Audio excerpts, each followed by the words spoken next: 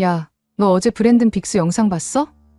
응, 봤는데 진짜 심각하더라. 특히 한국 관련 내용이. 맞아. 나도 그 부분에서 소름이 돋았어. 11월에 뭔가 엄청난 일이 일어날 거라는 거 아니야? 그뿐만이 아니야. 중국이랑 일본 이야기는 더 충격적이었어. 특히 일본 여성 총리 이야기는 정말 믿기 어렵더라. 자세히 얘기해봐. 구체적으로 뭐라고 했는데? 앉아서 들어. 길어질 거야. 브랜든 빅스가 이번에 본 환상은 지금까지 중에서도 가장 구체적이고 무서웠다고 하더라.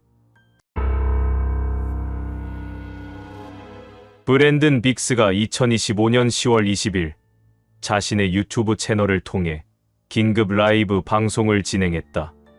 그는 평소와 달리 매우 심각한 표정으로 카메라 앞에 앉았다. 여러분, 오늘 제가 긴급하게 라이브를 켠 이유는 어젯밤 받은 환상 때문입니다라고. 그는 떨리는 목소리로 시작했다. 저는 예언 사역을 해오면서 수많은 환상을 봤지만 어젯밤의 환상만큼 생생하고 절박했던 적은 없었습니다. 특히 한국, 중국, 일본 세 나라에 대한 환상이 동시에 왔는데 이것이 단순한 우연이 아니라는 것을 깨달았습니다. 브랜든 빅스는 환상이 시작된 시각까지 정확히 기억하고 있었다. 어젯밤 정확히 새벽 3시 33분에 잠에서 깼습니다. 그리고 눈을 뜨자마자 천장이 아니라 동아시아 지도가 보였습니다.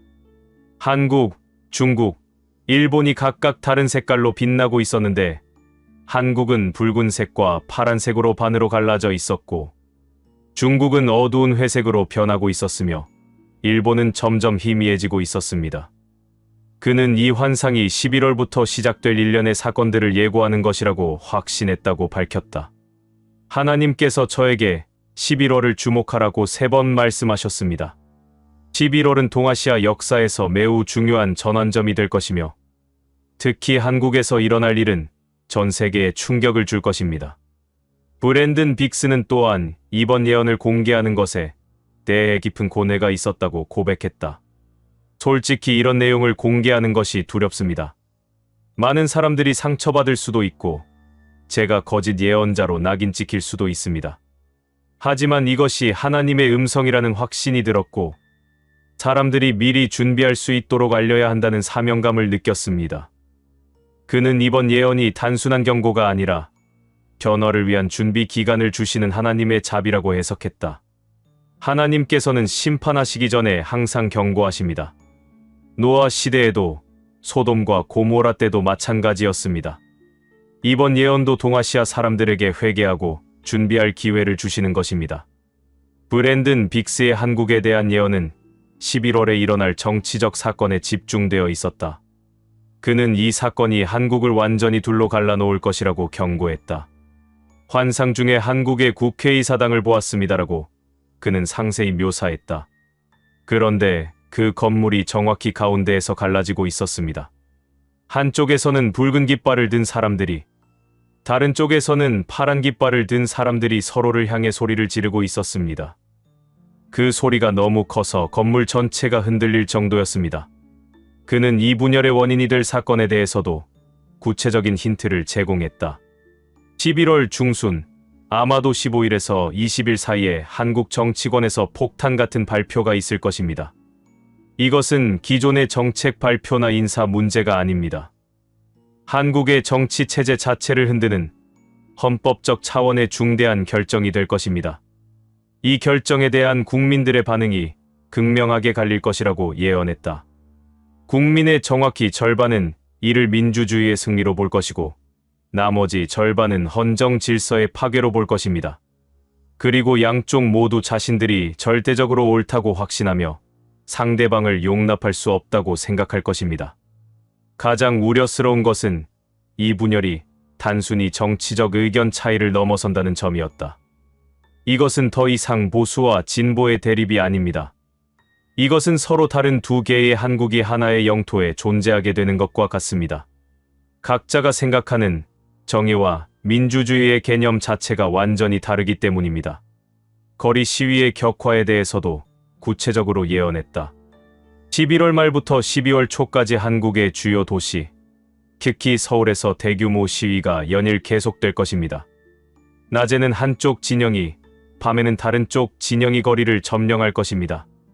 경찰은 이를 통제하는데 한계를 보일 것이고 일부 지역에서는 물리적 충돌이 발생할 수도 있습니다. 언론의 역할에 대해서도 비판적으로 언급했다. 언론은 이 분열을 치유하기는커녕 오히려 부채질할 것입니다. 각 언론사가 자신의 정치적 성향에 따라 완전히 다른 방식으로 같은 사건을 보도할 것이고 이것이 국민들의 혼란을 더욱 가중시킬 것입니다.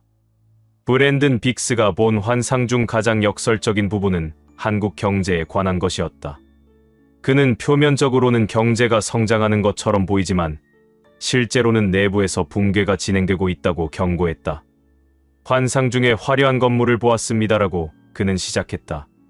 그 건물은 밖에서 보면 매우 웅장하고 아름다웠습니다. 네온 사인이 번쩍이고 사람들이 드나들며 활기차 보였습니다. 하지만 건물 안으로 들어가 보니 기둥과 벽에 금이 가 있었고 기초가 흔들리고 있었습니다. 언제든지 무너질 수 있는 상태였습니다. 그는 이 건물이 현재 한국 경제를 상징한다고 해석했다. 한국의 주요 경제 지표들은 11월과 12월에도 계속 좋아 보일 것입니다. GDP 성장률, 수출 증가율, 주가지수 등이 모두 긍정적인 수치를 보일 것입니다. 정부는 이를 경제가 잘 돌아가고 있다는 증거로 선전할 것입니다. 하지만 실제 내부에서는 심각한 문제들이 누적되고 있다고 경고했다. 겉으로 보이는 성장은 대부분 빚으로 만들어진 것입니다. 가계부채와 기업부채, 그리고 정부 부채가 모두 위험 수준에 도달하고 있습니다. 하지만 정치적 혼란 때문에 아무도 이 문제에 주목하지 않습니다. 가장 심각한 것은 젊은 세대의 경제적 절망이라고 강조했다. 젊은 세대들은 아무리 열심히 일해도 집 한 채 마련할 수 없다는 절망감에 빠져 있습니다. 그들의 분노와 좌절이 11월의 정치적 혼란과 맞물리면서 사회 전체를 더욱 불안정하게 만들 것입니다. 금융시장의 불안정성에 대해서도 예언했다. 11월 말이나 12월 초에 금융시장에서 일시적 패닉이 발생할 수 있습니다. 특정 금융기관의 부실이 드러나거나 대형 부동산 프로젝트가 파산하는 등의 사건이 발생할 것입니다. 정부는 재빨리 개입하여 진화할 것이지만 이것이 더 큰 위기의 전조라는 것을 아는 사람은 많지 않을 것입니다. 브랜든 빅스는 11월과 12월의 혼란이 2026년에는 본격적인 경제 위기로 폭발할 것이라고 예언했다.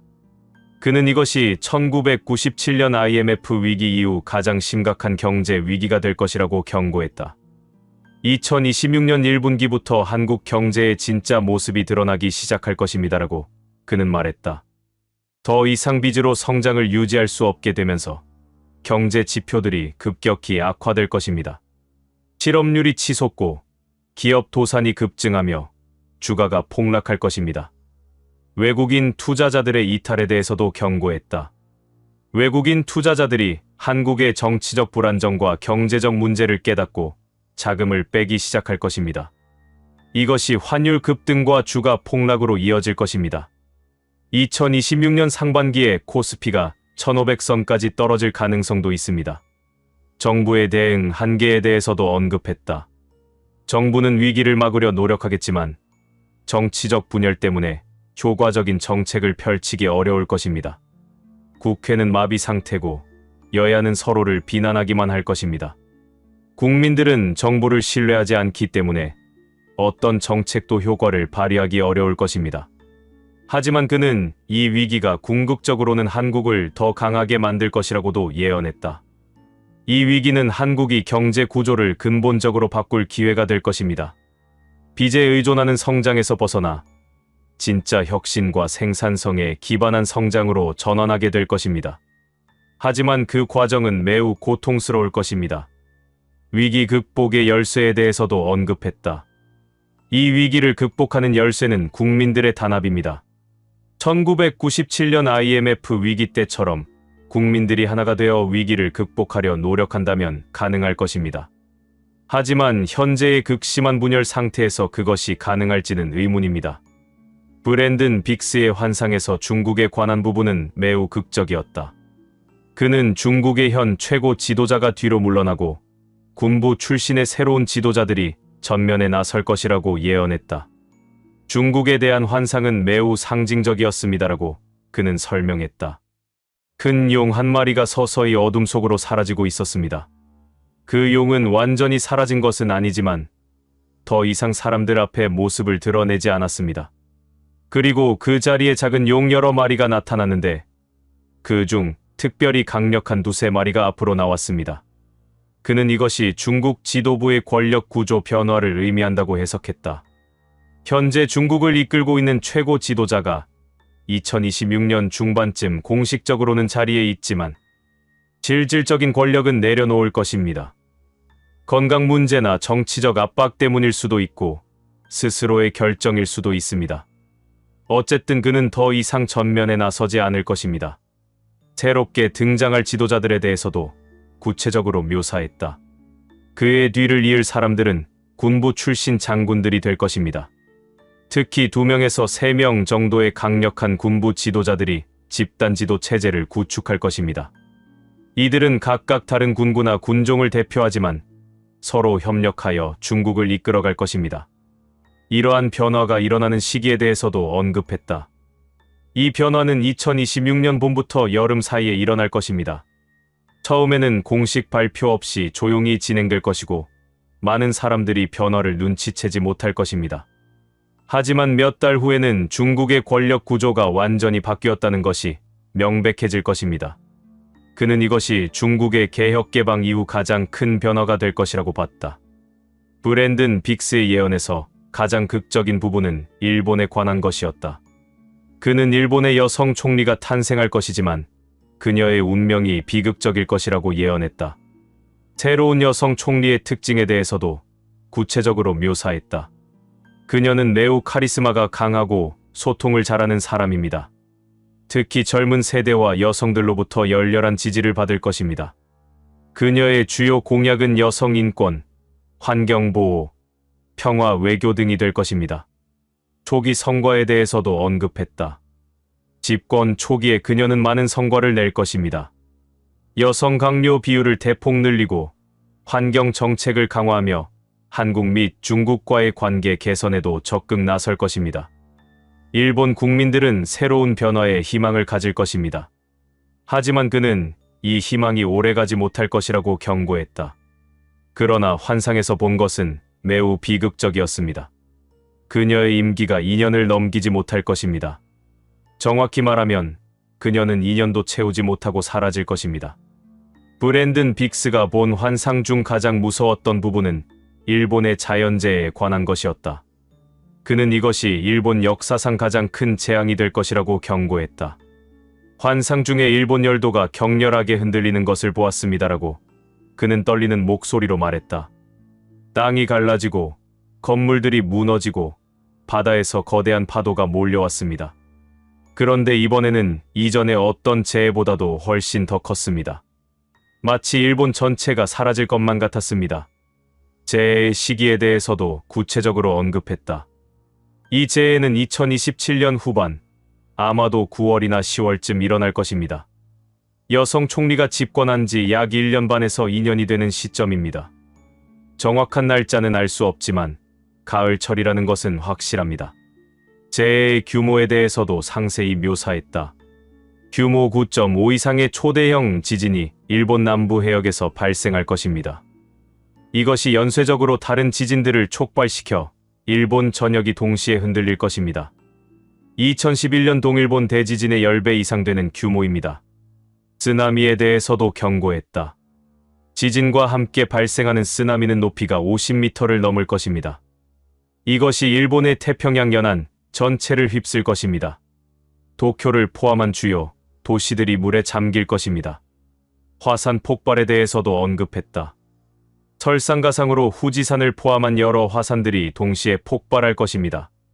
화산재가 하늘을 덮어 낮에도 어두워질 것입니다.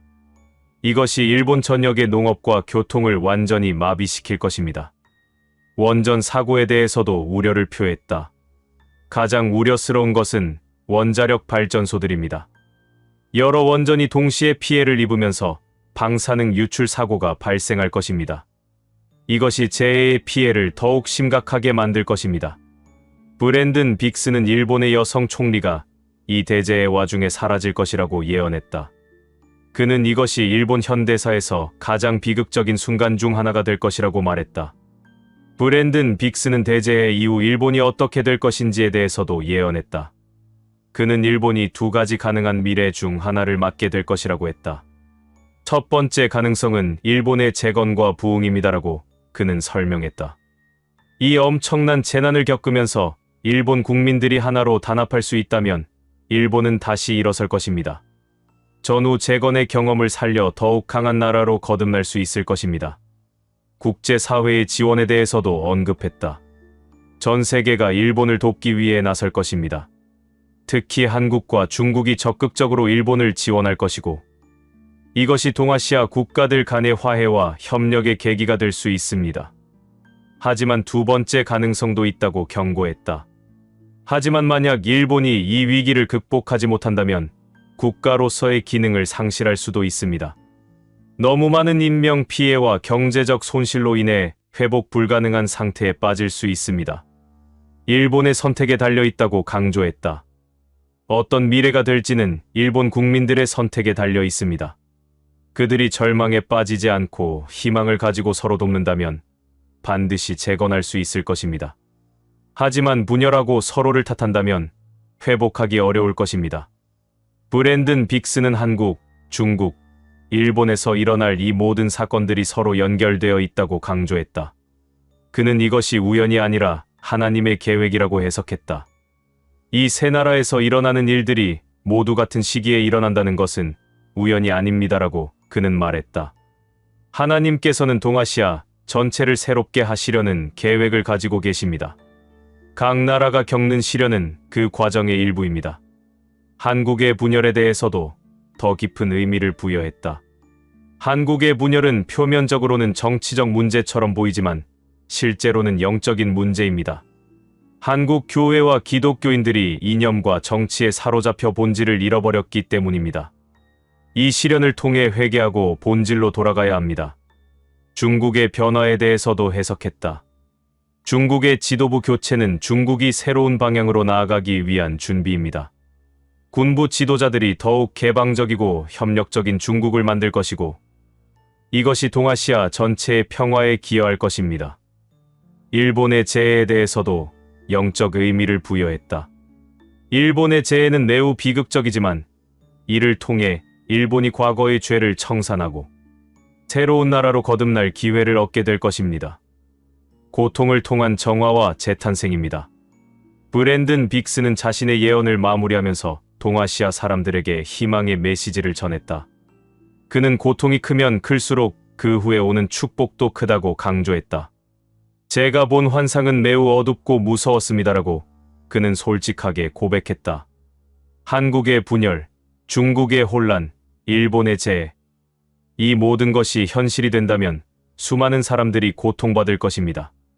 하지만 이것이 하나님의 마지막 심판은 아닙니다. 오히려 이것은 새로운 시작을 위한 산통이라고 해석했다. 이 고통은 새로운 탄생을 위한 산통과 같습니다. 아기가 태어나기 전에 산모가 겪는 고통처럼 새로운 동아시아가 탄생하기 전에 겪어야 할 과정입니다. 고통 뒤에는 반드시 기쁨이 옵니다. 준비와 회개를 촉구했다. 가장 중요한 것은 준비하는 것입니다. 물질적으로도 준비해야 하지만 더 중요한 것은 영적 준비입니다. 교만과 이기심을 버리고 겸손과 사랑으로 돌아가야 합니다. 서로를 미워하고 비난하기보다는 용서하고 화해해야 합니다. 기도의 중요성도 강조했다. 저는 전 세계의 기독교인들에게 동아시아를 위해 기도해 줄 것을 요청합니다. 기도는 상황을 바꿀 수 있습니다. 하나님의 마음을 움직일 수 있습니다. 우리의 간절한 기도가 재앙을 완화시키고 회복을 앞당길 수 있습니다. 마지막으로 희망을 잃지 말라고 당부했다. 어떤 어려움이 와도 절망하지 마십시오. 하나님께서는 항상 길을 예비하십니다. 가장 어두운 밤이 지나면 가장 밝은 새벽이 옵니다. 2028년의 새로운 동아시아를 기대하며 지금의 시련을 견뎌내시기 바랍니다. 브랜든 빅스의 11월 대예언은 많은 사람들에게 충격과 두려움을 주었지만 동시에 준비할 기회를 주었다. 그의 예언이 모두 현실이 될지는 아무도 모른다. 하지만 분명한 것은 동아시아가 중대한 전환점을 맞이하고 있다는 것이다. 11월부터 시작될 일련의 사건들이 과연 브랜든 빅스의 예언대로 전개될 것인지 전 세계가 주목하고 있다. 야, 너 요즘 뉴스 봤어? 정치권이 완전 난리야. 뭔가 심상치 않은 분위기 아니야? 그게 사실 나도 요즘 그런 느낌을 받았어. 그런데 오늘 정말 소름 끼치는 영상을 봤어. 또 무슨 예언 영상이야? 요즘 너 그런 거에 너무 빠진 거 아니야? 아니야. 이번엔 진짜 다르다니까. 알탄 첸두라는 몽골의 어린 예언가가 한국에 대해서 긴급 경고를 했다는 거야. 그것도 아주 구체적으로. 어린 예언가? 몽골에도 그런 애들이 있어? 그게 그 아이가 겨우 12살인데 몽골에서 이미 수십 개의 예언을 적중시켜서 엄청난 주목을 받고 있대. 그런데 최근에 한국에 대한 환상을 보고 긴급하게 경고를 했다는 거야. 뭐라고 했는데? 들어보면 정말 놀랄 거야. 특히 지금 정치권에서 벌어지고 있는 일들이랑 너무 비슷해서. 몽골 고비 사막 인근의 작은 유목민 마을에서 2013년에 태어난 12세 소년 알탄 첸두는 현재 몽골에서 가장 주목받는 어린 예언가다. 그의 이름 알탄은 몽골어로 황금을, 첸두는 진실을 의미한다. 즉, 황금같이 귀한 진실을 전하는 자라는 뜻이다. 알탄 첸두는 5세 때부터 영적 능력을 보이기 시작했다고 알려져 있다. 그의 할머니는 유명한 샤먼이었고 어머니도 영적 감수성이 뛰어난 사람이었다. 가족들에 따르면 알탄 첸두는 태어날 때부터 남달랐다고 한다. 아이가 태어났을 때 하늘에 무지개가 떴어요. 몽골에서는 이것을 매우 특별한 징조로 봅니다라고 그의 어머니는 증언했다. 알탄은 다른 아이들보다 말을 빨리 시작했고 3살 때부터 자신이 본 꿈 이야기를 했는데 그것들이 나중에 실제로 일어났어요. 알탄 첸두가 본격적으로 주목받기 시작한 것은 2020년 그가 겨우 7세였을 때다. 그는 몽골에 큰 눈보라가 올 것이라고 예언했고 실제로 그의 겨울 몽골은 50년 만에 최악의 조드, 혹한을 겪었다. 이후 그의 예언들은 놀라운 적중률을 보이며 몽골 전역에 알려지게 되었다. 저는 자기 전에 항상 기도를 해요. 그러면 꿈에서 탱그리가 저에게 미래의 모습을 보여주세요라고 알탄 첸두는 순수한 눈빛으로 말한다. 처음에는 무서웠지만 이제는 사람들을 돕기 위해 제가 봤던 것을 말해야 한다는 걸 알아요. 알탄 첸두의 예언 방식은 매우 독특하다. 그는 주로 꿈을 통해 환상을 보며 때로는 깨어있을 때도 갑자기 트랜스 상태에 들어가 미래를 보곤 한다. 그의 예언은 매우 구체적이고 생생하며 어린아이가 만들어낼 수 없는 수준의 디테일을 담고 있다. 놀라운 예언 적중의 연속. 알탄 첸두가 몽골 내에서 신동 예언가로 불리게 된 이유는 그의 짧은 생애에도 불구하고 이미 수십 개의 예언을 적중시켰기 때문이다. 2021년 8세였던 그는 몽골의 한 광산에서 큰 사고가 일어날 것이라고 예언했다. 그는 땅속에서 검은 물이 넘쳐나와 많은 사람들이 다친다는 구체적인 환상을 이야기했고 실제로 3개월 후 남부 지역의 석탄 광산에서 지하수 유출 사고가 발생했다. 2022년에는 몽골 수도 울란바토르에서 큰 화재가 일어날 것을 예언했다. 높은 건물에서 빨간 연기가 나고 사람들이 계단으로 내려온다고 했는데 실제로 시내 중심가의 한 호텔에서 대형 화재가 발생했다. 2023년에는 몽골 정치 지도자의 변화를 예언했다. 큰 새가 둥지를 떠나고 새로운 새가 온다고 했는데 그의 말 몽골 총리가 교체되었다. 가장 놀라운 것은 2024년 초 그가 한국제 정세 예언이었다. 큰 곰과 독수리가 싸우는데 작은 여우가 그 사이에서 피해를 본다고 했다. 많은 해석가들은 이를 러시아 우크라이나 전쟁으로 분석했고 실제로 그의 예언 이후 전쟁이 격화되었다. 현재 알탄 첸두는 몽골 정부와 학계의 연구 대상이 되고 있다. 몽골 국립대학교 심리학과에서는 그의 예언 능력을 과학적으로 분석하려는 시도를 하고 있으며 일부 정치인들은 그의 조언을 구하기도 한다. 한국에 대한 특별한 관심. 알탄 첸두가 한국에 관심을 갖게 된 것은 2025년 여름부터라고 한다. 그는 한 인터뷰에서 다음과 같이 말했다. 여름방학 때 할머니가 한국 드라마를 보고 계셨어요. 저는 별 관심이 없었는데 갑자기 화면 속 한국 사람들이 울고 있는 모습이 보였어요. 그런데 드라마에서는 아무도 울고 있지 않았어요. 그때부터 한국에 대한 꿈을 자주 꾸게 되었어요. 그의 어머니도 이를 확인해 주었다. 알탄이 밤에 자주 깨서 한국에 대해 이야기했어요. 동쪽 나라 사람들이 슬퍼하고 있어요. 그들이 서로 싸우고 있어요 라고 말했죠. 처음에는 그냥 꿈인 줄 알았는데 너무 자주 반복되어서 걱정이 되었어요. 알탄 첸두는 한국어를 전혀 모르지만 한국 지도를 보면서 특정 지역들을 손으로 가리키곤 한다. 여기가 뜨거워요. 여기서 큰 소리가 들려요 라고 말하며 서울과 주요 도시들을 정확히 짚어내곤 한다. 특히 2025년 9월부터 그의 한국 관련 환상은 더욱 구체적이고 긴박해졌다. 하늘이 저에게 빨리 말하라고 재촉해요. 한국 사람들이 위험해요 라며 울먹이기도 했다고 한다. 알탄 첸두의 가족과 마을 사람들은 그가 한국에 대해 이렇게 집착하는 것을 이해하지 못했다. 하지만 몽골의 한 노샤머는 몽골인과 한국인은 같은 알타이 민족의 피를 나눈 형제다. 어린 예언가가 형제 민족의 위기를 느끼는 것은 당연하다고 해석했다. 첫 번째 물결, 높은 자리에 독수리가 떨어지다. 알탄 첸두가 본 첫 번째 환상은 한국 정치권의 급격한 변화에 관한 것이었다. 그는 이를 첫 번째 큰 물결이라고 표현했다. 저는 꿈에서 아주 높은 산 위에 독수리가 앉아 있는 걸 봤어요라고 그는 큰 눈을 동그랗게 뜨며 설명했다. 그 독수리는 날개가 정말 컸는데 한쪽 날개에 상처가 있었어요.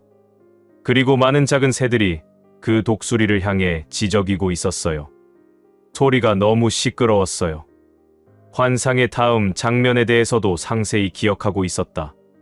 갑자기 큰 바람이 불었어요. 독수리는 날아오르려고 했지만 상처 입은 날개 때문에 날 수가 없었어요. 그래서 독수리는 스스로 산 아래로 걸어 내려갔어요. 그리고 높은 자리는 비어버렸어요.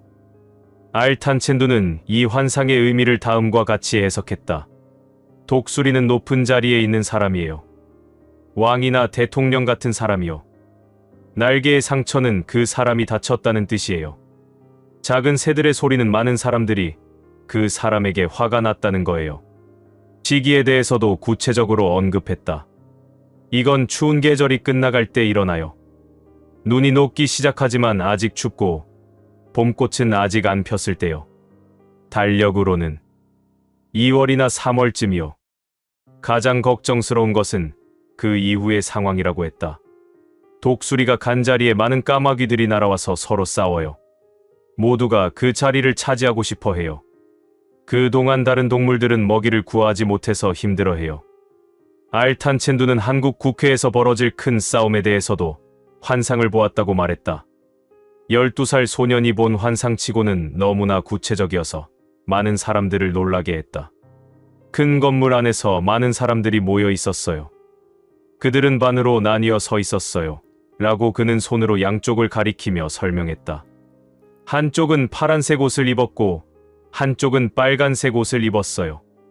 그들은 서로를 보면서 소리를 질렀어요. 표결 장면에 대해서도 생생하게 기억하고 있었다. 그러다가 갑자기 모두가 손을 들었어요. 어떤 사람이 손을 세고 있었어요. 손을 센 사람이 큰 소리로 뭔가를 외치자 파란 옷 사람들은 기뻐했고 빨간 옷 사람들은 화를 냈어요. 그리고 건물이 흔들렸어요. 알탄 첸두는 이 장면이 무엇을 의미하는지 정확히 몰랐지만 이것이 매우 중요한 결정임을 느꼈다고 한다. 하늘의 목소리가 이것이 시작이다라고 말했어요. 무엇의 시작인지는 몰랐지만 아주 큰 변화의 시작인 것 같았어요. 국회 밖의 상황에 대해서도 환상을 보았다. 건물 밖에는 아주 많은 사람들이 모여 있었어요. 어떤 사람들은 촛불을 들고 있었고 어떤 사람들은 깃발을 들고 있었어요.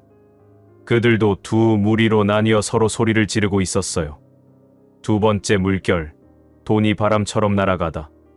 알탄 첸두가 본 두 번째 환상은 한국 경제에 닥칠 위기에 관한 것이었다. 어린 나이에도 불구하고 그는 경제 위기를 매우 상징적이면서도 직관적으로 묘사했다. 정치 싸움이 끝나고 나서 저는 또 다른 꿈을 꿨어요 라고 그는 말했다. 하늘에서 종이가 비처럼 내렸어요. 그 종이에는 숫자가 쓰여 있었어요.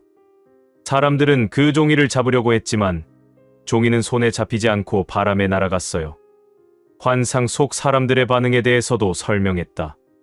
사람들은 처음에는 웃으면서 종이를 잡으려고 했어요. 하지만 점점 표정이 어두워졌어요. 어떤 사람들은 울기 시작했어요.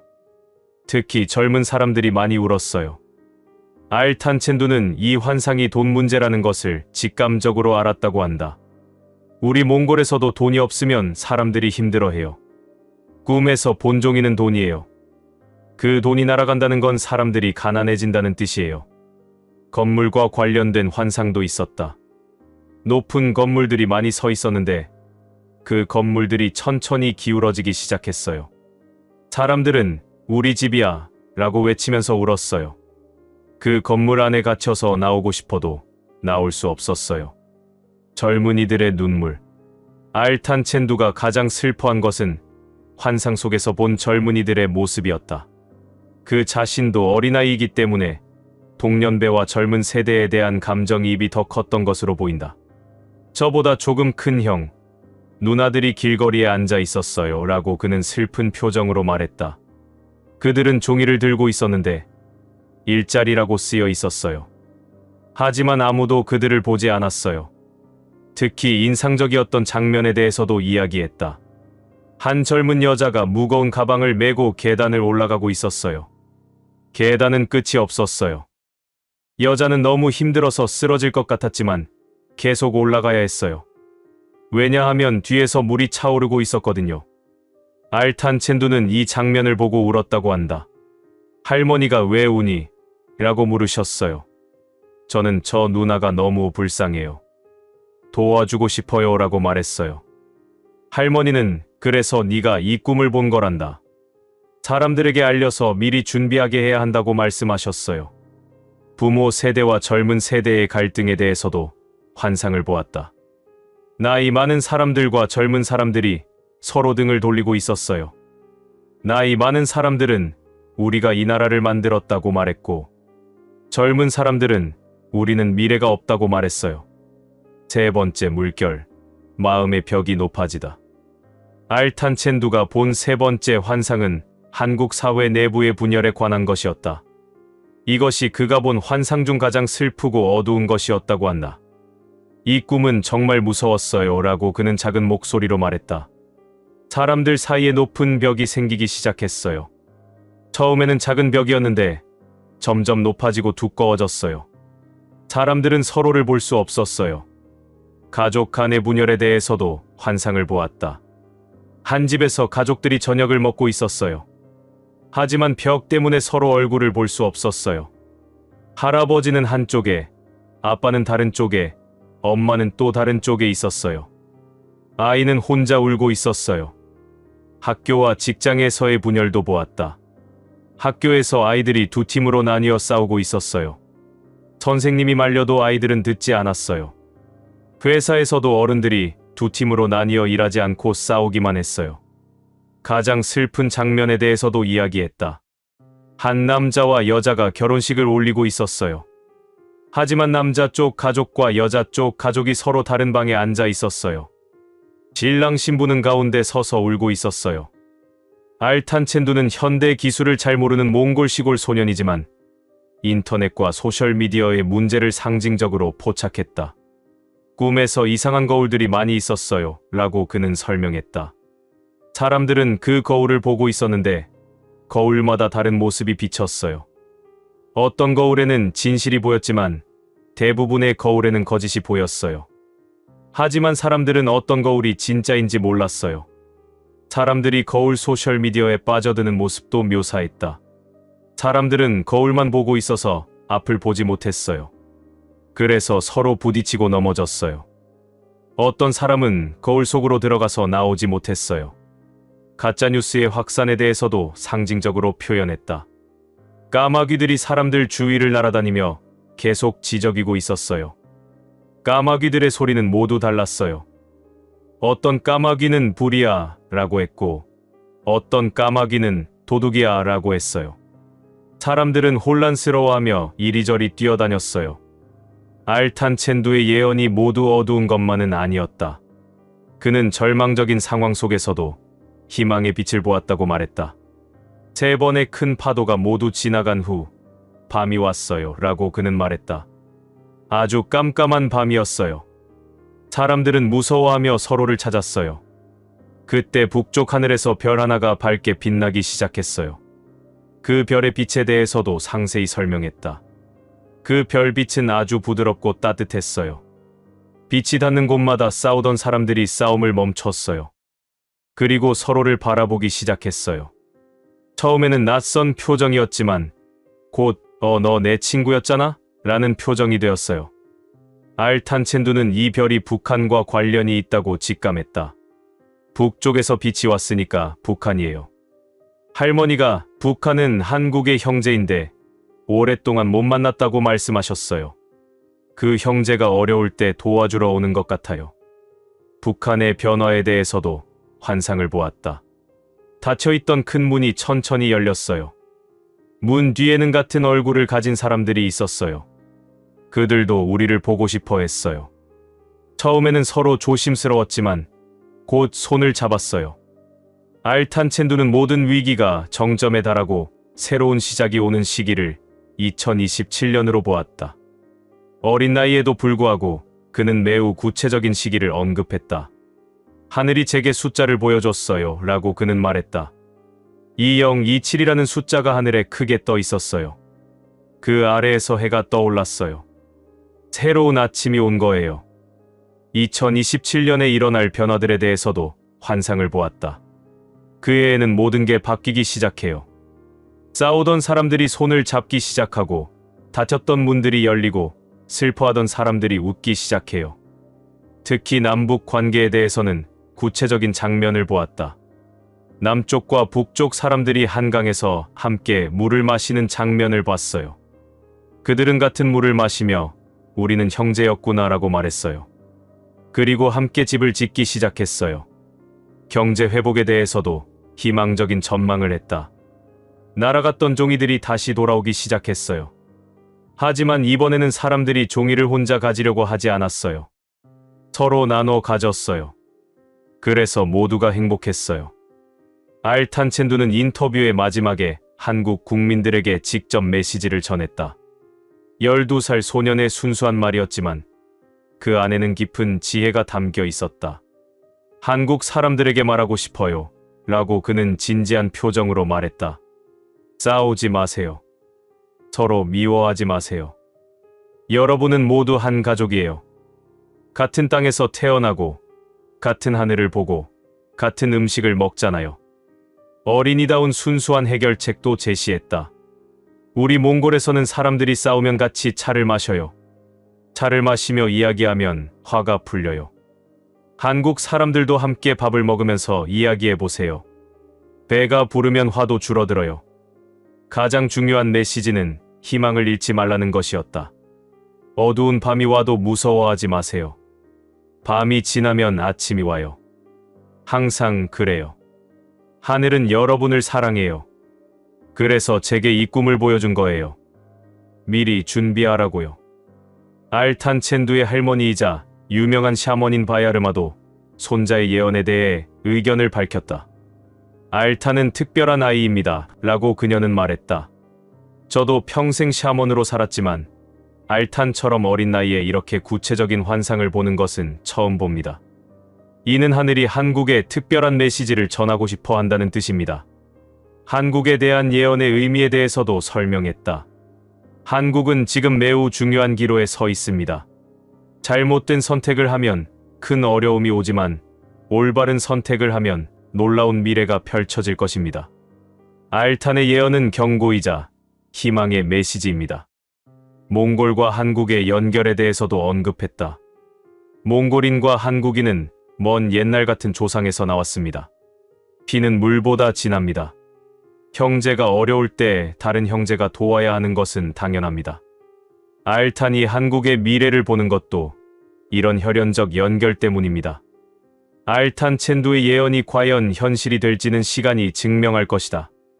하지만 12살 몽골 소년의 순수한 눈을 통해 본 한국의 모습은 우리에게 많은 것을 생각하게 한다. 그의 예언은 복잡한 정치 이론이나 경제 분석이 아니다. 그것은 순수한 마음으로 본 인간 사회의 본질적인 문제들이다. 분열, 갈등, 불신, 그리고 그것을 극복하는 화해, 협력, 사랑. 알탄 첸두는 마지막으로 이렇게 말했다. 저는 한국에 가보고 싶어요. 한국 사람들을 만나고 싶어요. 그리고 말하고 싶어요. 걱정하지 마세요.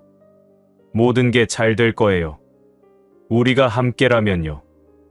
어린 예언자의 순수한 목소리가 오늘날 한국 사회에 울려 퍼진다. 우리는 이 목소리에 귀 기울일 준비가 되어 있는가? 그리고 그가 봄밝은 미래를 만들어갈 용기가 있는가? 대답은 우리 모두에게 달려 있다. 야, 너 요즘 뉴스 보고 있어? 한국 정치 상황 정말 심각하던데. 그러게. 그런데 나 어제 정말 소름 끼치는 예언 영상을 봤어. 중국의 쉬안밍이라는 노인이 한 예언인데 취한밍. 처음 들어보는 이름인데 누구야? 중국에서 80년 넘게 살아온 전설적인 예언가래. 그런데 이 사람이 최근에 한국에 대해서 정말 충격적인 예언을 했어. 뭐라고 했는데? 11월에 한국의 어떤 지도자가 감옥에서 나온다는 거야. 그런데 그게 그냥 석방이 아니라 한국의 운명을 완전히 바꿀 엄청난 사건의 시작이라는 거지. 뭐, 그게 무슨 소리야? 들어보면 정말 믿기 어려운 이야기야. 그런데 쉬안밍이라는 사람이 지금까지 맞춰온 예언들을 보면 무시할 수가 없어. 구체적으로 어떤 내용인데? 자세히 들어봐. 정말 충격적이니까. 중국 베이징에서 북쪽으로 200km 떨어진 작은 마을에 쉬안밍이라는 103세 노인이 살고 있다. 그는 1922년생으로 중국 근현대사의 모든 격변기를 직접 겪으며 살아온 산증인이다. 하지만 그가 세상에 알려진 것은 단순히 장수 때문이 아니라 그가 가진 놀라운 예언 능력 때문이다. 쉬안밍 노인은 어린 시절부터 남다른 능력을 보였다고 전해진다. 5살 때 마을에 큰 홍수가 날 것을 미리 알고 가족을 대피시켰고 10대 시절에는 일본의 침략을 예견했다고 한다. 하지만 그는 이러한 능력을 드러내지 않고 평생을 조용히 살아왔다. 저는 예언가가 되고 싶었던 적이 없습니다라고 그는 최근 인터뷰에서 밝혔다. 미래를 본다는 것은 축복이 아니라 저주입니다. 일어날 일을 미리 알면서도 막을 수 없는 무력감. 그것이 얼마나 고통스러운지 아무도 모릅니다. 그런 그가 최근 한국에 대한 예언을 공개하기로 결심한 것은 매우 이례적인 일이다. 그는 지난 10월 초 자신의 손자를 통해 중국 SNS에 한국에 관한 긴급 메시지를 올렸다. 그리고 그 메시지는 곧 한국의 미스터리 커뮤니티에까지 퍼졌다. 한반도에 매우 중대한 변화가 임박했습니다라고 그는 경고했다. 특히 11월은 한국 현대사에서 가장 중요한 달 중 하나가 될 것입니다. 103년을 살면서 이렇게 강렬한 예감을 받은 것은 처음입니다. 쉬안밍 노인이 주목받는 이유는 그의 과거 예언들이 놀라울 정도로 정확했기 때문이다. 그는 평생 동안 수많은 역사적 사건들을 예언했고 그 중 대부분이 현실이 되었다. 1949년 그는 중국 공산당이 집권할 것을 정확히 예언했다. 당시 많은 사람들이 국민당의 승리를 확신하고 있을 때 그는 가족들에게 베이징으로 이주할 것을 권유했고 그의 예언대로 공산당이 정권을 잡았다. 1976년 그는 중국의 위대한 지도자가 그의 아내 세상을 떠날 것이라고 예언했다. 실제로 그해 9월 마오쩌둥이 사망했다. 또한 그는 그 이후 중국이 완전히 새로운 방향으로 나아갈 것이라고 예언했는데 실제로 덩샤오핑의 개혁 개방 정책이 시작되었다. 1989년 그는 베이징에 큰 사건이 일어날 것을 예견했다. 그는 가족들에게 6월 초에는 절대 테난먼 광장 근처에 가지 말라고 경고했다. 그의 경고대로 6월 4일 테난먼 사태가 발생했다. 2008년 그는 스촨성에 거대한 지진이 발생할 것을 예언했다. 그는 정확한 날짜까지는 알 수 없었지만 그의 5월에 큰 재앙이 올 것이라고 경고했다. 실제로 5월 12일 스촨 대지진이 발생하여 수만 명이 사망했다. 2020년 초 그는 전 세계적인 전염병이 발생할 것을 예견했다. 그는 2019년 말에 이미 가족들에게 마스크를 사재기하라고 했고 실제로 코로나19 팬데믹이 시작되었다. 한국에 대한 예언도 여러 차례 있었다. 그는 2016년에 한국에 큰 정치적 변화가 올 것이라고 예언했는데 실제로 그의 말 박근혜 대통령 탄핵 사태가 발생했다. 2022년에는 한국에 새로운 보수 정권이 들어설 것을 예언했고 실제로 윤석열 정부가 출범했다. 쥐한밍 노인의 최근 예언 중 가장 충격적인 것은 11월에 한국의 어떤 지도자가 감옥에서 나올 것이라는 내용이다. 그는 이에 대해 매우 구체적이고 상세한 설명을 제공했다. 저는 환상 중에 한국의 큰 건물을 보았습니다라고 그는 시작했다. 그 건물은 높은 담벼락으로 둘러싸여 있었고 그 안에는 많은 사람들이 갇혀 있었습니다. 그런데 11월 어느 날 그 건물의 문이 열리고 한 사람이 걸어 나왔습니다. 그 사람의 모습에 대해서도 상세히 묘사했다. 그는 나이가 지긋한 사람이었지만 걸음걸이는 당당했습니다. 많은 사람들이 그를 맞이하러 나왔고 환호성이 들렸습니다. 하지만 동시에 분노의 목소리도 들렸습니다. 한국이 정확히 둘로 나뉘어 있다는 것을 느낄 수 있었습니다. 가장 중요한 것은 이 석방이 가지는 의미였다. 이 사람의 석방은 단순한 사법적 결정이 아닙니다라고 그는 강조했다. 이는 한국 정치의 큰 전환점이 될 것이며 이를 계기로 한국 사회가 완전히 새로운 국면에 진입하게 될 것입니다. 석방의 정확한 날짜에 대해서는 명확하게 보이지 않는다고 했다. 11월 중순에서 말 사이로 보입니다. 아마도 15일에서 25일 사이가 될 것 같습니다. 정확한 날짜는 많은 요인들에 의해 결정될 것이고 아직 확정되지 않은 것 같습니다. 이 예언이 공개된 후 많은 사람들이 그가 말하는 지도자가 누구인지에 대해 추측하기 시작했다. 현재 한국에는 여러 전직 대통령과 정치인들이 수감되어 있거나 재판을 받고 있는 상황이다. 쥐한밍 노인은 구체적인 이름을 밝히지 않았지만 그의 묘사로 미루어 많은 사람들이 특정 인물을 떠올리고 있다. 쥐한밍 노인은 11월의 석방 이후 한국 사회가 겪을 변화에 대해서도 상세히 예언했다. 그는 이것이 한국 현대사에서 가장 심각한 분열의 시기가 될 것이라고 경고했다. 이 사람이 감옥에서 나오는 순간 한국은 정확히 둘로 갈라질 것입니다라고 그는 말했다. 한쪽은 이를 정의의 승리로 보고 환호할 것이고 다른 쪽은 법치의 붕괴로 보고 분노할 것입니다. 양쪽 모두 자신들이 옳다고 확신하며 한치도 양보하지 않을 것입니다. 분열의 양상에 대해서도 구체적으로 묘사했다. 이는 단순한 정치적 견해 차이를 넘어선 것입니다. 가족과 친구 사이도 갈라지고 직장과 학교에서도 대립이 일어날 것입니다. 심지어 부부 사이에서도 이 문제로 갈등이 생기는 경우가 많을 것입니다. 가장 우려스러운 것은 이 분열이 폭력으로 이어질 수 있다는 점이었다. 거리에서 대규모 시위와 집회가 연일 이어질 것입니다라고 그는 경고했다. 양측의 지지자들이 직접 충돌하는 상황도 발생할 수 있습니다. 경찰과 정부는 이를 통제하는 데 큰 어려움을 겪을 것입니다. 하지만 쥐한밍 노인은 이러한 혼란이 영원히 지속되지는 않을 것이라고 예언했다. 그는 12월에 놀라운 반전이 일어날 것이라고 했다. 12월 중순경 예상치 못한 사건이 발생합니다라고 그는 말했다.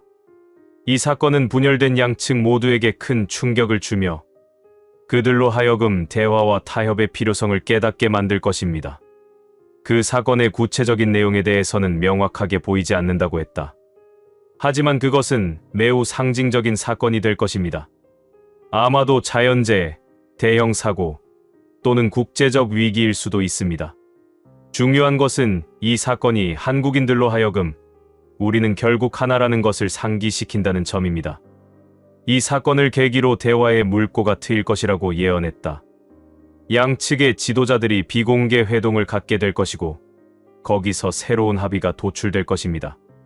이는 완전한 화해는 아니지만 최소한 더 이상의 폭력적 충돌을 막고 대화로 문제를 해결하자는 약속이 될 것입니다. 가장 놀라운 것은 감옥에서 나온 그 지도자의 역할이었다. 역설적이게도 분열의 상징이었던 그 사람이 화해의 중재자 역할을 하게 될 것입니다라고 그는 예언했다. 그는 자신을 지지하는 사람들에게 냉정함과 인내를 호소할 것이고 이것이 상황을 진정시키는 데 큰 역할을 할 것입니다. 2026년 봄, 새로운 정치 질서의 탄생. 쥐안밍 노이는 11월과 12월의 혼란을 거친 후 2026년 봄에 한국에 완전히 새로운 정치 질서가 만들어질 것이라고 예언했다. 2026년 3월이나 4월경 한국에서 전례 없는 정치적 합의가 이루어질 것입니다라고 그는 말했다. 이는 기존의 보수진보 구도를 뛰어넘는 새로운 형태의 정치 시스템이 될 것입니다. 새로운 시스템의 특징에 대해서도 설명했다. 더 이상 한 사람이 모든 권력을 독점하는 구조는 유지될 수 없을 것입니다. 대신 권력이 분산되고 다양한 정치 세력이 협력하는 연합체제가 만들어질 것입니다. 구체적인 형태에 대해서도 묘사했다. 환상 중에 세 개의 기둥을 본 적이 있습니다. 각 기둥은 서로 다른 색깔과 모양을 가지고 있었지만 그들이 함께 하나의 지붕을 떠받치고 있었습니다. 이는 서로 다른 정치 세력이 협력하여 국가를 운영하는 모습을 상징하는 것 같았습니다. 감옥에서 나온 지도자의 역할에 대해서도 예언했다. 그는 새로운 체제에서 공식적인 권력을 갖지는 않을 것입니다. 하지만 그의 영향력은 여전히 클 것이고 그는 원로이자 조언자로서 중요한 역할을 할 것입니다. 국민들의 반응에 대해서도 언급했다. 처음에는 많은 사람들이 이 새로운 시스템에 회의적일 것입니다. 하지만 시간이 지나면서 이것이 기존의 어떤 시스템보다 효과적이라는 것을 깨닫게 될 것입니다. 특히 젊은 세대들이 이를 적극적으로 지지할 것입니다. 미국과의 관계에 대해서도 언급했다. 미국은 처음에 한국의 변화를 우려의 눈으로 볼 것입니다.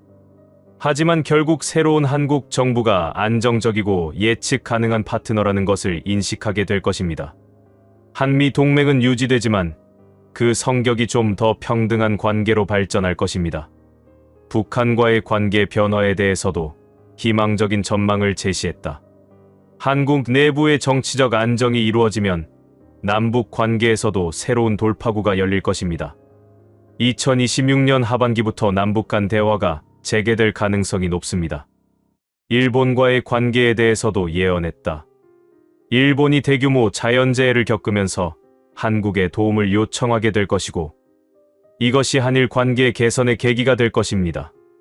과거사 문제도 점진적으로 해결의 실마리를 찾게 될 것입니다. 쥐안밍 노이는 11월의 석방이 한국 경제에 미칠 영향에 대해서도 상세히 예언했다. 그는 단기적으로는 부정적이지만 장기적으로는 긍정적일 것이라고 전망했다. 석방 직후 한국 경제는 큰 충격을 받을 것입니다라고 그는 경고했다. 주식 시장이 급락하고 환율이 치솟으며 외국인 투자자들이 자금을 회수할 것입니다. 특히 11월 말에서 12월 초가 가장 어려운 시기가 될 것입니다. 구체적인 수치에 대해서도 언급했다.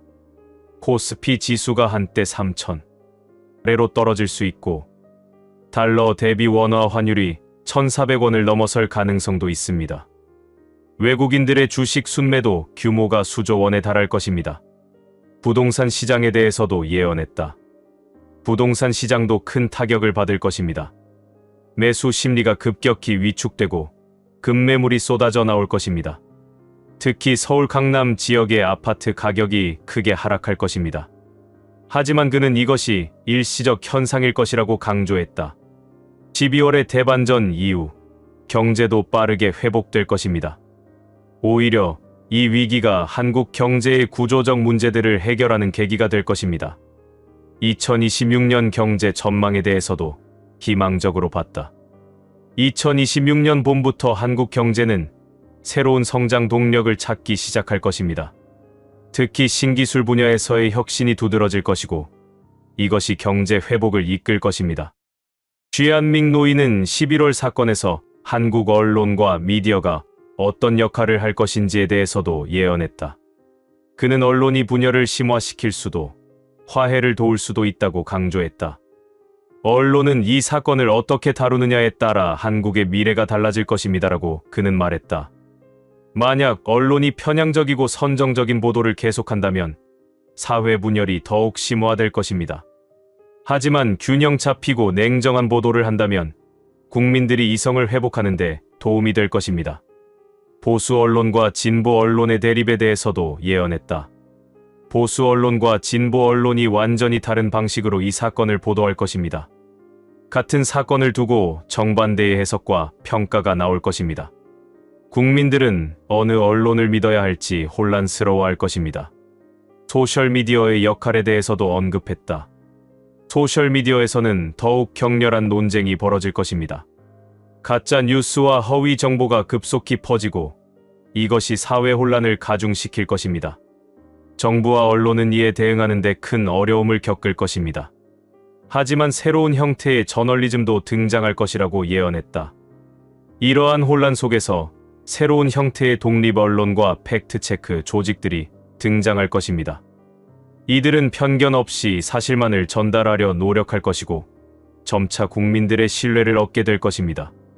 12월의 반전 이후 언론의 변화에 대해서도 언급했다.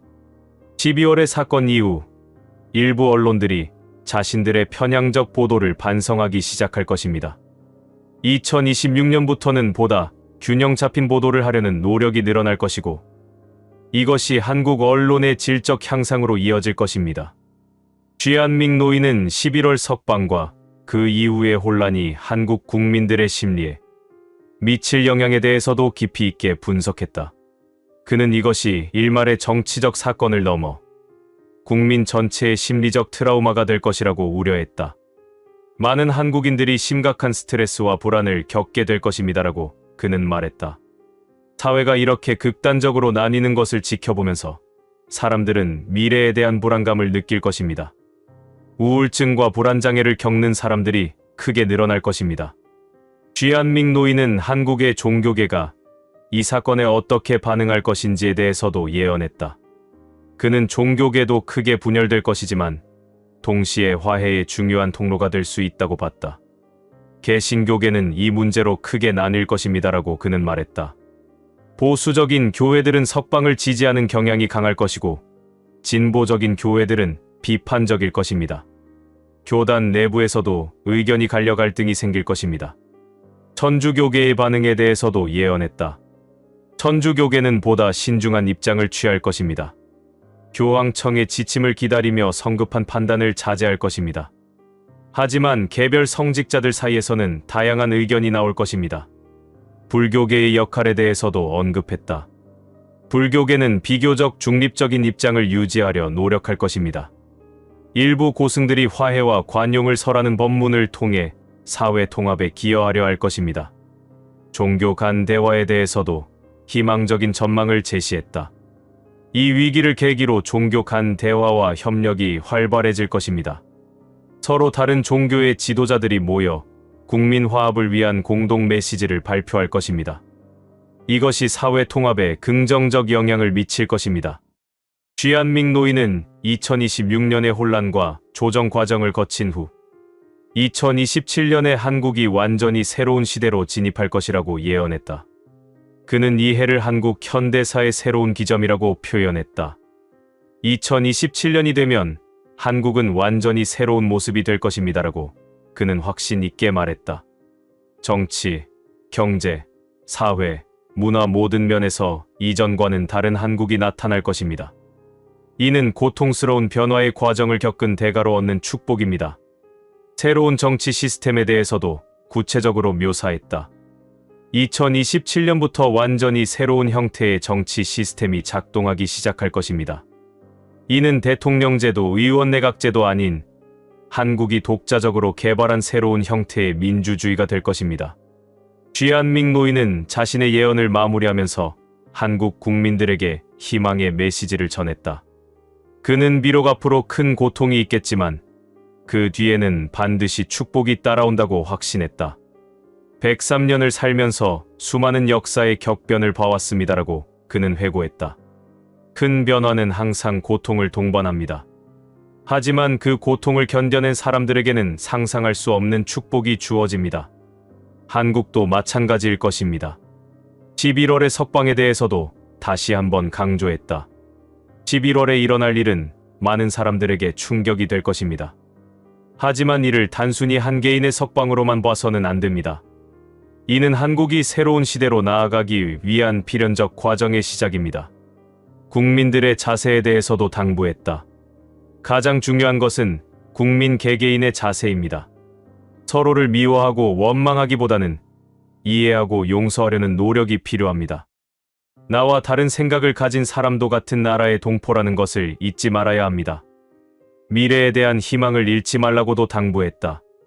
아무리 어두운 시기가 와도 희망을 잃지 마십시오.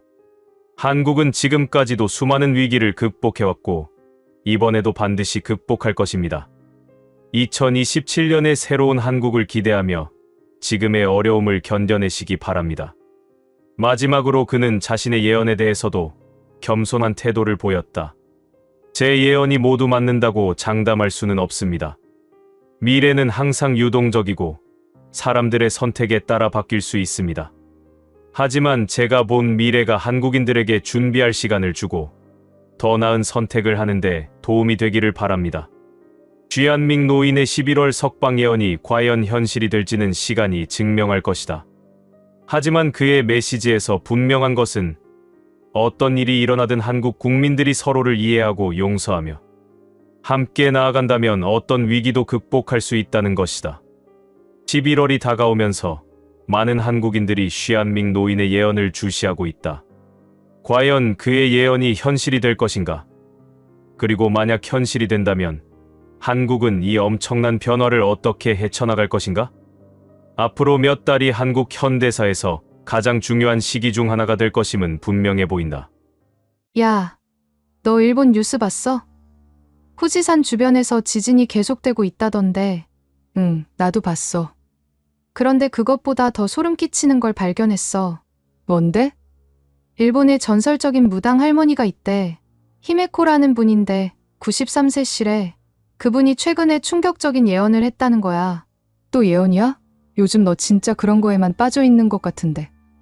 아니야. 이번 건 진짜 다르다니까. 그 할머니가 평생 단 3번만 예언을 했대. 첫 번째는 2011년 동일본 대지진, 두 번째는 2020년 코로나 팬데믹이었는데 둘 다 정확히 맞았어. 그리고 이번이 3번째 예언이래. 그래서 뭐라고 했는데? 후지산이 곧 폭발할 건데 그게 한국의 권력자가 무너지는 것과 정확히 같은 시기에 일어난다는 거야. 마치 하늘이 동아시아 전체를 정화하려는 것처럼. 오키나와 섬 남쪽 끝 작은 마을에 사는 93세 노인 히메코는 일본에서 가장 존경받는 무당 중 한 명이다. 그녀의 본명은 공개되지 않았고 히메코는 공주님을 뜻하는 예칭이다. 히메코는 1932년 오키나와의 대대로 무당 집안인 곳에서 태어났다. 그녀의 증조할머니, 할머니, 어머니 모두 유명한 무당이었다. 오키나와 전통에서 무당은 일반적인 점쟁이가 아니라 신과 인간을 잇는 영적 중재자이며 공동체의 정신적 지도자다. 저는 7살 때 처음으로 감히 신의 목소리를 들었습니다라고 히메코는 희미한 목소리로 회상한다. 그날 밤 하얀 옷을 입은 여인이 꿈에 나타나 너는 특별한 사명을 가지고 태어났다고 말했습니다. 다음 날 아침 어머니께 말씀드리자 어머니는 울면서 내가 우리 가문의 마지막 진정한 무당이 될 것이라고 하셨습니다. 히메코의 삶은 평범하지 않았다. 그녀는 2차 대전 중 오키나와 전투를 겪었고 전쟁 후 폐허가 된 섬을 재건하는 과정을 목격했다. 1960년대부터는 본격적으로 무당 활동을 시작했지만 그녀는 일상적인 점술이나 굿은 거의 하지 않았다. 저는 개인의 운세를 보는 것에는 관심이 없습니다라고 그녀는 말한다. 제 역할은 하늘의 큰 뜻을 전하는 것입니다. 그래서 평생 단 3번만 공개적으로 예언을 했습니다. 예언은 함부로 하는 것이 아닙니다. 2번의 정확한 예언. 히메코 할머니가 처음 세상에 알려진 것은 2010년 가을이었다. 당시 78세였던 그녀는 갑자기 오키나와 주요 신사들을 찾아다니며 기도를 드렸다. 그리고 지역 신문과의 인터뷰에서 충격적인 말을 했다. 내년 봄, 동쪽 바다에서 큰 용이 깨어날 것입니다. 땅이 크게 흔들리고 바다가 화를 내어 육지를 삼킬 것입니다. 수많은 홀령들이 하늘로 올라갈 것입니다. 당시 대부분의 사람들은 그녀의 말을 노인의 헛소리로 치부했다. 하지만 2011년 3월 11일 동일본 대지진과 쓰나미가 발생했다. 약 2만 명의 사망자와 실종자가 발생한 일본 역사상 최악의 재해였다. 히메코의 예언이 정확히 맞아떨어지자 일본 전역이 충격에 빠졌다. 많은 언론이 그녀를 찾아왔지만 그녀는 모든 인터뷰를 거절했다. 저는 유명해지려고 예언한 것이 아닙니다. 다만 하늘이 경고하라고 해서 했을 뿐입니다. 두 번째 예언은 2019년 말에 나왔다. 당시 87세였던 히메코는 다시 한번 공개석상에 나타나 경고했다.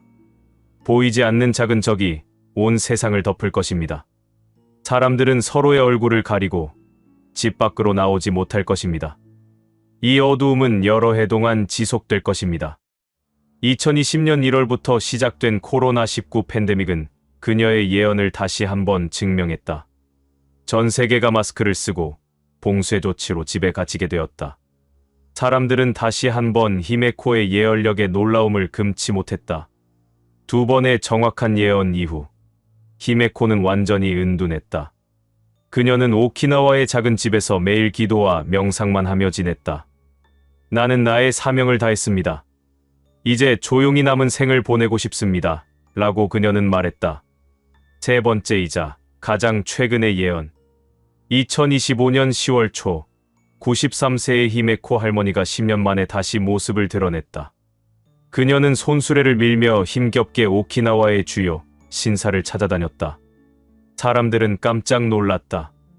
90이 넘은 노인이 무엇 때문에 이렇게 힘든 순례를 하는 것일까? 한 지역 기자가 용기를 내어 그녀에게 다가갔다. 할머니, 무슨 일이십니까? 히메코는 눈물을 흘리며 대답했다. 카미사마, 신께서 다시 저를 부르셨습니다. 세 번째이자 마지막 경고를 전하라고 하십니다. 이번에는 제가 본 것이 너무 두렵습니다. 하지만 전하지 않으면 더 큰 죄를 짓는 것입니다.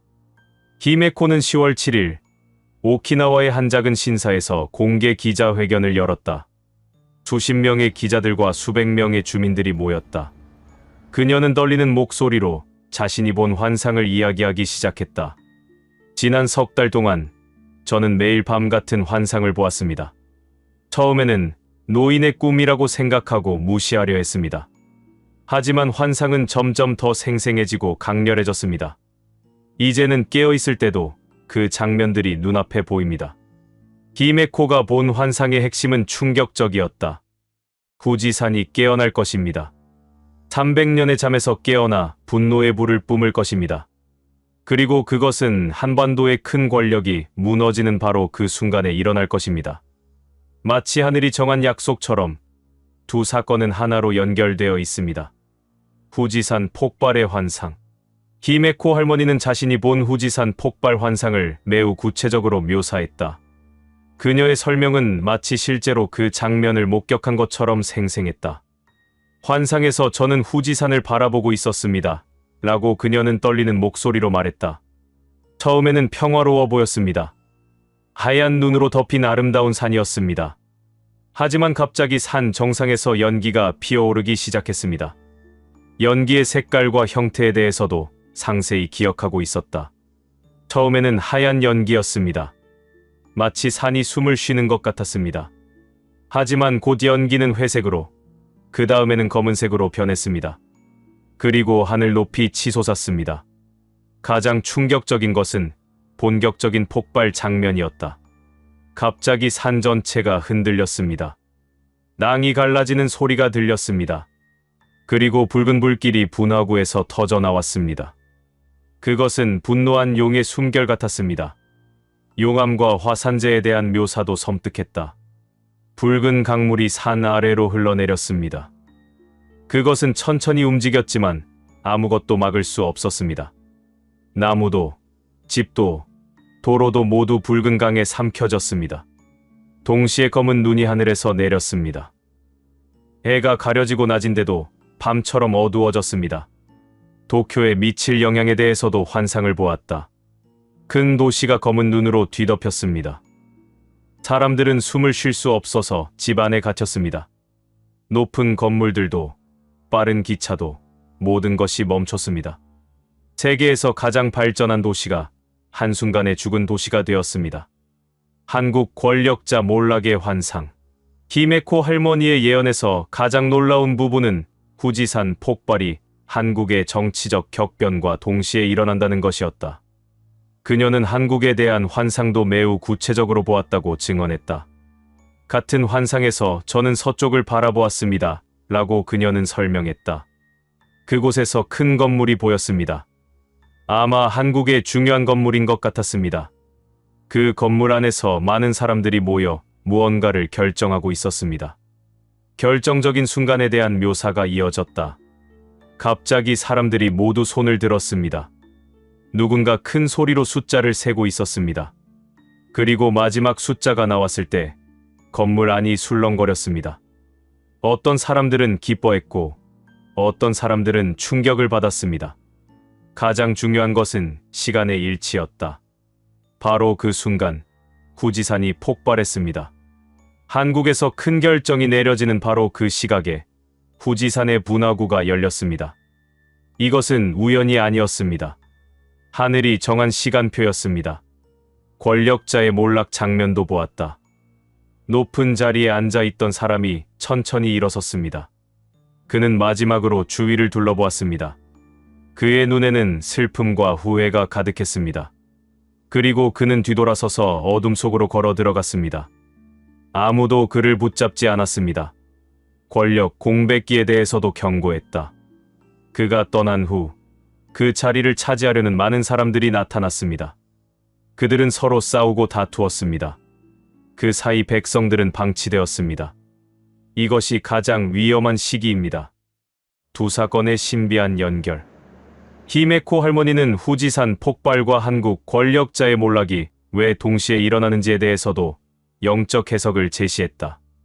하늘에는 때가 있습니다. 라고 그녀는 말했다. 씨를 뿌릴 때, 거둘 때, 정화할 때가 있습니다. 지금은 동아시아를 정화할 때입니다. 오랫동안 쌓인 악업과 거짓과 탐욕을 씻어낼 때입니다. 일본의 업보에 대해서도 언급했다. 일본은 과거의 잘못을 진정으로 반성하지 않았습니다. 표면적으로만 사과했을 뿐 마음속 깊이 뉘우치지 않았습니다. 후지산의 분노는 일본 국민에게 각성을 촉구하는 하늘의 채찍입니다. 한국의 문제에 대해서도 지적했다. 한국도 마찬가지입니다. 권력을 잡은 자들이 백성을 섬기지 않고 자신의 이익만 추구했습니다. 분열과 대립을 조장하여 나라를 병들게 했습니다. 이제 그 대가를 치러야 할 때입니다. 두 사건의 동시 발생 의미에 대해서는 더욱 심오한 해석을 제시했다. 후지산과 한국의 권력은 서로 다른 것 같지만 영적으로는 연결되어 있습니다. 자연의 폭발과 정치의 폭발은 모두 같은 우주적 리듬의 표현입니다. 하나가 정화되면 다른 하나도 정화됩니다. 정확한 시기. 히메코 할머니는 이 모든 일이 일어날 시기를 매우 구체적으로 예언했다. 그녀는 2026년 봄이라고 단언했다. 환상에서 벚꽃이 피어 있었습니다. 라고 그녀는 말했다. 아름다운 벚꽃이 만개했을 때 재앙이 시작됩니다. 아마도 3월 말이나 4월 초일 것입니다. 벚꽃과 함께 피어나는 것은 아름다움만이 아니라 시련도 있습니다. 더 구체적인 징조에 대해서도 언급했다. 그 전에 여러 가지 전조가 있을 것입니다. 2026년 초부터 후지산 주변에서 작은 지진이 자주 일어날 것입니다. 온천의 온도가 변하고 동물들이 이상한 행동을 보일 것입니다. 한국의 정치 일정과의 관계도 암시했다. 한국에서도 봄에 중요한 일이 있을 것입니다. 많은 사람들이 모이고 중대한 결정이 내려지는 때입니다. 그날이 바로 후지산이 깨어나는 날입니다. 디데이에 대해서는 더욱 구체적이었다. 만약 정확한 날짜를 말하라고 한다면 보름달이 뜨는 밤과 관련이 있습니다. 달이 가장 밝을 때 세상은 가장 어두워질 것입니다. 히메코 할머니는 후지산 폭발 이후 일본에 일어날 변화들에 대해서도 예언했다. 그녀의 전망은 암울하면서도 궁극적으로는 희망적이었다. 폭발 직후 일본은 큰 혼란에 빠질 것입니다. 라고 그녀는 경고했다. 도쿄를 포함한 간토 지방 전체가 마비될 것입니다. 전기도, 물도, 교통도 모두 끊길 것입니다. 수백만 명의 사람들이 대피해야 할 것입니다. 경제적 타격에 대해서도 언급했다. 일본 경제는 큰 타격을 받을 것입니다. 세계 3위의 경제 대국이 한순간에 흔들릴 것입니다. 많은 기업들이 문을 닫고 사람들은 일자리를 잃을 것입니다. 하지만 이것이 끝이 아니라고 강조했다. 이 시련을 통해 일본은 진정으로 변화할 기회를 얻게 됩니다. 물질적 풍요만을 추구하던 삶에서 벗어나 정신적 가치를 되찾게 될 것입니다.